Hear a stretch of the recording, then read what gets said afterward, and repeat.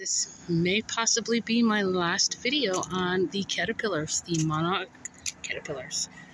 I thought they were all gone. I came out here the other day, and as you can see, they ate everything. Every single leaf on the flower.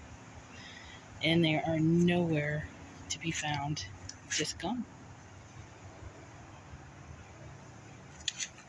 And I happened to come around and I looked it down and I found two. Now I put the tool over just to make sure nothing flies by and eats them, but there they are.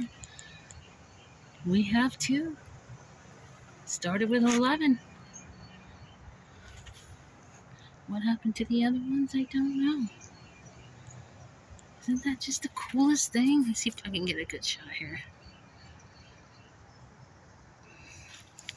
I wish I had a better camera.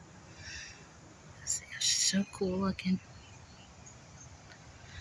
So I have two, and they're hanging here on the side of the milkweed flower they devoured. So we'll see. I will come out here one day and they will just be gone, fluttering around the yard. 2 out of 11, I guess is not bad. What happened to the other ones? I don't know. I've looked everywhere, and there's just no sign of any more. There you have it. I will see them again.